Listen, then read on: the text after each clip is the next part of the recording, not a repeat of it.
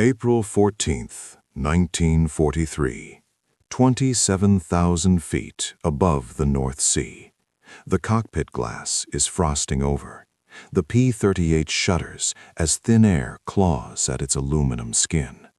Twin Allison engines howl on either side of the pilot, each vibration traveling straight through the yoke and into numb fingers. Below, gray cloud layers slide past like an endless ocean. Ahead, Germany. You can almost feel the cold biting through gloves never meant for this altitude. The oxygen mask presses tight against the pilot's face. Somewhere in the distance, flak bursts bloom like dirty black flowers. And then, on the radio, a calm voice breaks through the static. Bandits, 12 o'clock high. The pilot tilts the aircraft slightly left. Sunlight flashes across the canopy, and there they are. Messerschmitt Bf-109s, sleek, narrow, beautiful in a lethal, predatory way. One of the German pilots banks toward the incoming American formation and laughs. At least, he would have if laughter carried at this altitude. Because what he sees doesn't look like a fighter. It looks wrong.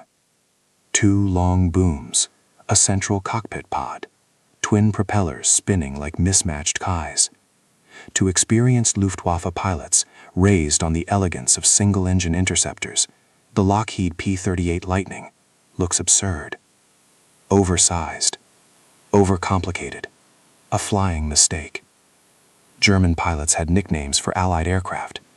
The Spitfire earned respect. The Mustang would later inspire fear. But the P-38? They mocked it. Gabelschwanz Teufel, the fork-tailed devil. Not because they feared it, at least not yet, but because they didn't understand it. In early encounters over Europe. The Lightning appeared clumsy. It didn't turn as tightly as a 109. It didn't climb like a Focke-Wulf 190. Its silhouette was enormous, easy to spot, easy to target. Luftwaffe aces told each other this strange American machine would never survive real combat over the Reich. Across the world, Japanese pilots said the same. In the Pacific skies over New Guinea and the Solomon Islands, veteran Zero pilots looked up at the P-38 and scoffed. It was too big, too heavy, too Western. A Zero was a blade, the Lightning was a hammer, and hammers, they believed, were slow. They were wrong.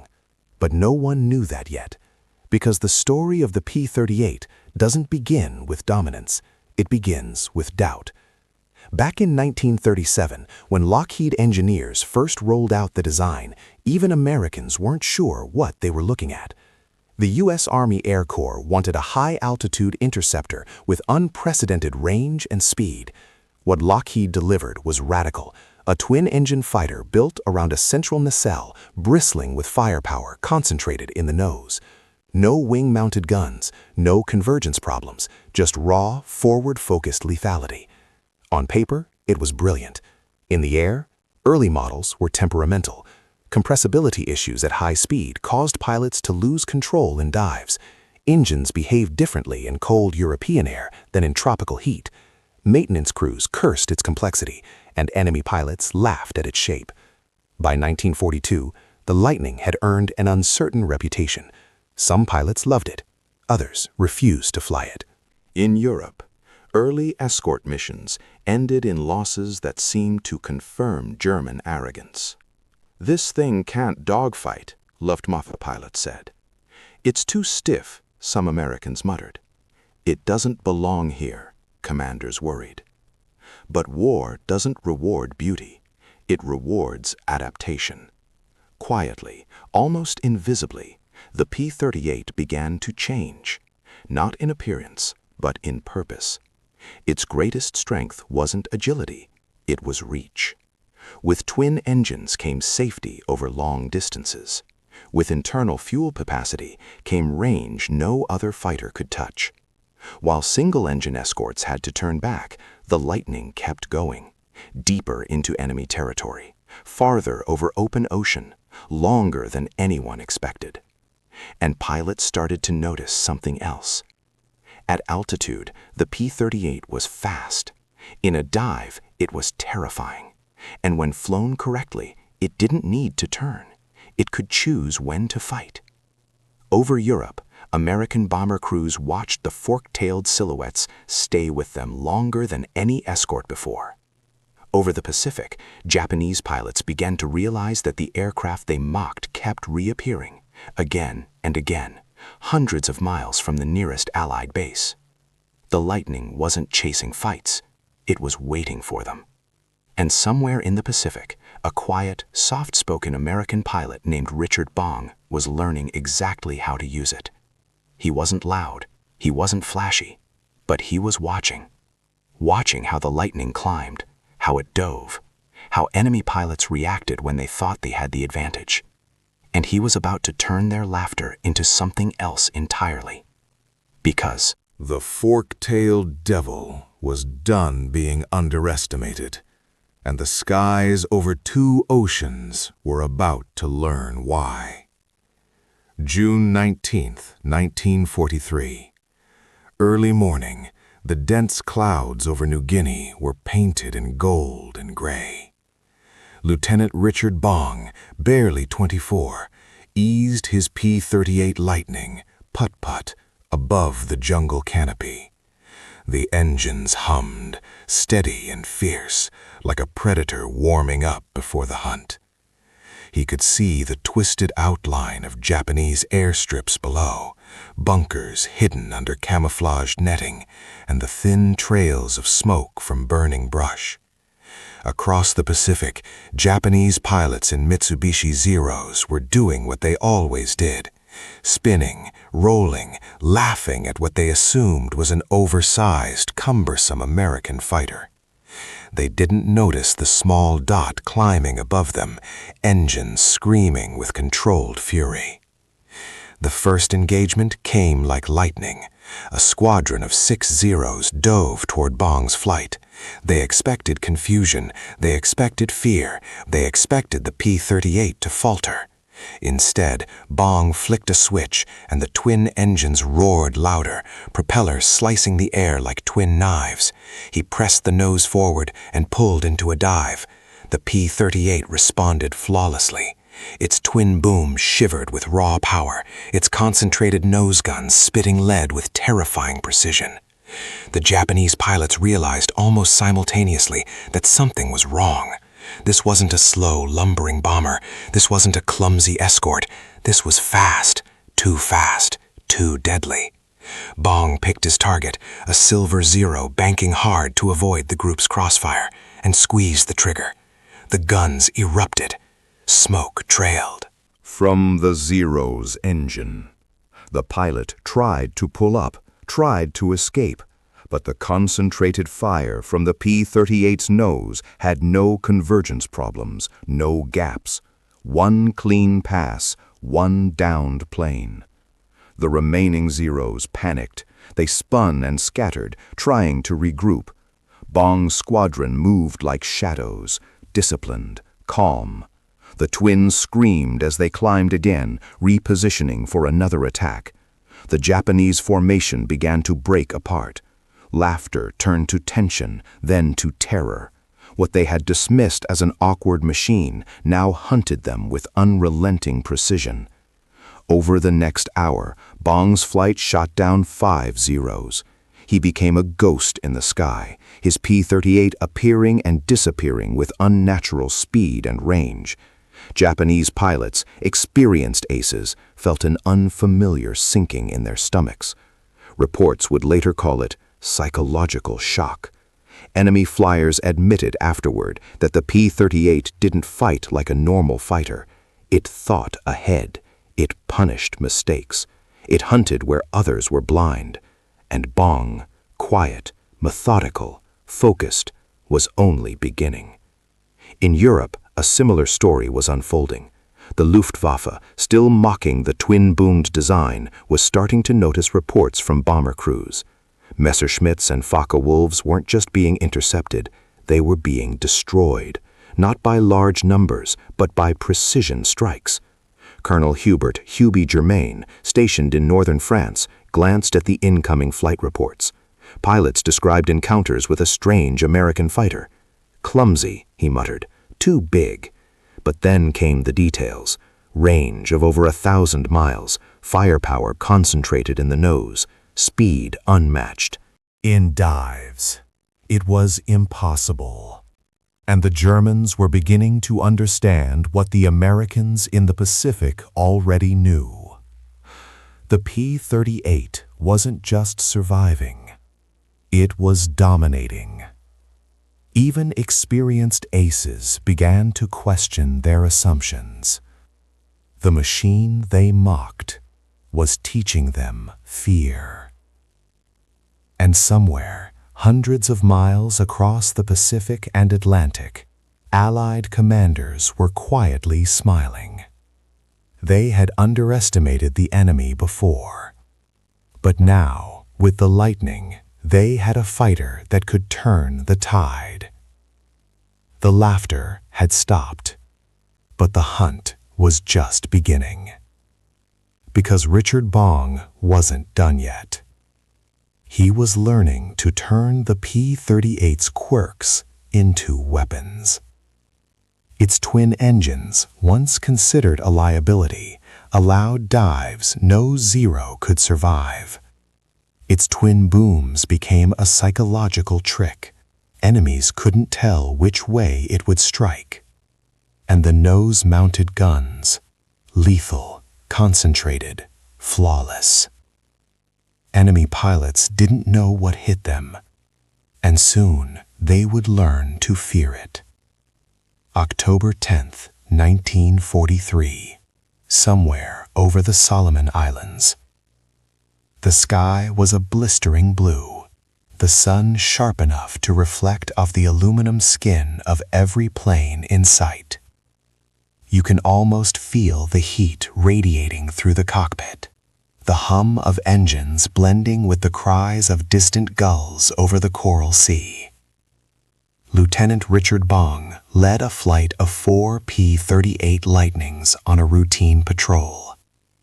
Routine, however, rarely meant safe.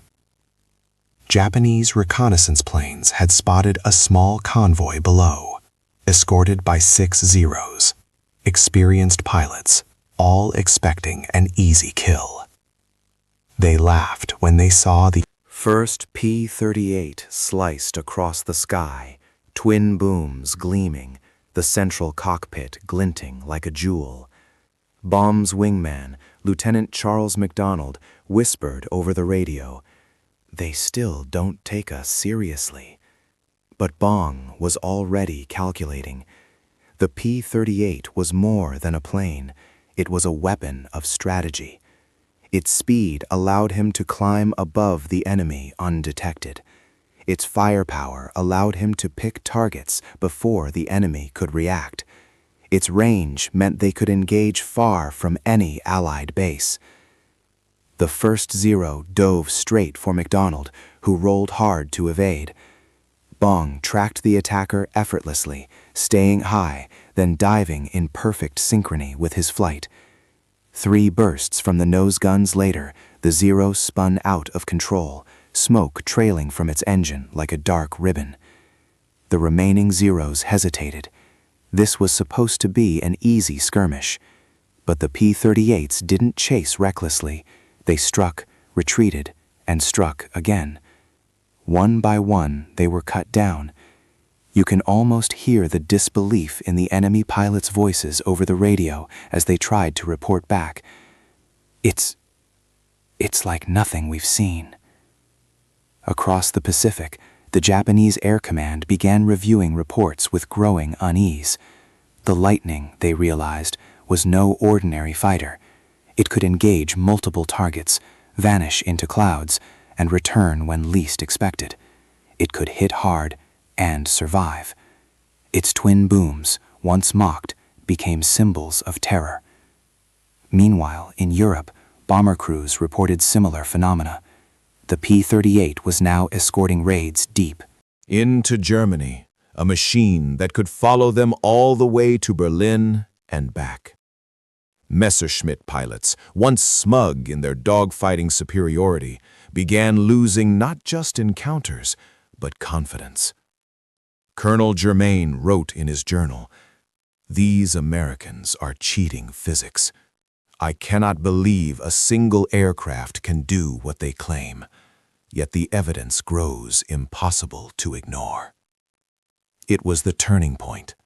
The mockery was over. The enemy had realized something terrifying.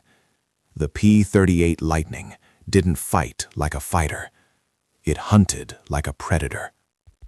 Back in the Solomons, Bong finished his patrol, tallying 4 confirmed kills that morning. He knew he was only scratching the surface of what the P-38 could do. He understood its quirks, its strengths, its rhythm.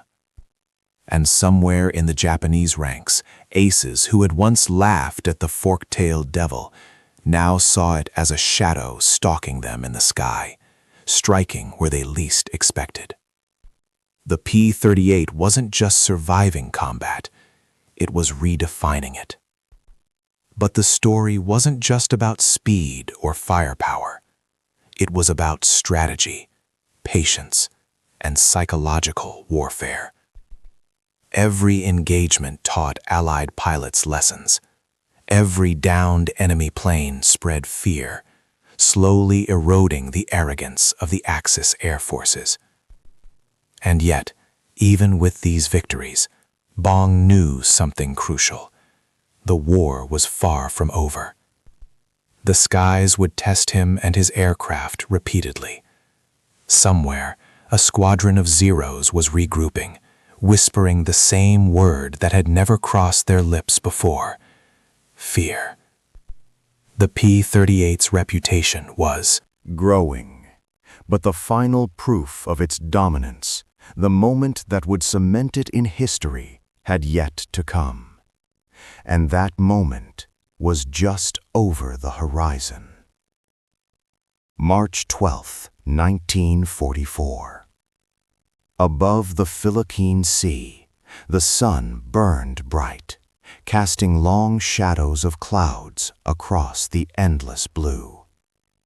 Lieutenant Richard Bong's P-38, gleaming in the sunlight, sliced through the sky like a silver spear. Below, Japanese fighters patrolled the waters, unaware that the hunter had already arrived. The twin booms of the Lightning reflected the glare, almost blinding to those who dared look directly. Bong had become more than a pilot. He was a strategist, a predator, a ghost. His every maneuver taught the enemy a painful lesson. Never underestimate the American twin-boom fighter. Every dive was calculated. Every climb was precise. Every shot was lethal. That morning, Bong's flight encountered a squadron of 12 Zeros. The Japanese pilots had heard rumors. The Americans were bringing something new, something dangerous. But no one expected the truth. The P-38s came at them with speed and coordination, each move fluid, almost artistic. A Zero tried to dive on Bong's wingman, but Bong anticipated the attack instinctively. He banked, then dove, engines screaming, guns blazing. The Zero erupted in smoke and fire. Another followed, and another. Panic rippled through the enemy formation. What was once arrogance now turned into fear. By the end of the engagement, Bong had tallied 6 more kills, cementing his reputation. His name spread among both Allied and enemy pilots. Richard Dick Bong, the ace of aces. And with every victory, the P-38's legend grew. Across the Pacific, Japanese commanders were forced to admit a terrifying reality. The aircraft they had mocked, derided for its unusual shape, had become a weapon that no pilot could ignore. It hunted like no other, striking at the heart of enemy pride and skill. Even in Europe, Luftwaffe pilots began to report encounters with the P-38 Lightning, describing it as unnerving, almost supernatural. Its twin booms no longer inspired ridicule, they inspired dread. For the Allied forces, the P-38 had proven its worth beyond doubt. It could escort bombers deep into enemy territory, dominate dogfights, and survive situations that would ground other fighters. The twin-boom design, once considered awkward, had become a symbol of innovation, mastery, and fear. Bong's personal victories were extraordinary, but they also symbolized something larger, the triumph of ingenuity, courage, and relentless determination. The P-38 Lightning had turned mockery into terror, disbelief into respect, and doubt into legend. And yet, in the heat of victory, Bong remained humble, aware that every encounter was a battle of skill, nerve, and fate. Every sortie demanded perfection, and the sky offered no second chances. The fork-tailed devil had finally earned its place in history. What was laughed at had become immortal.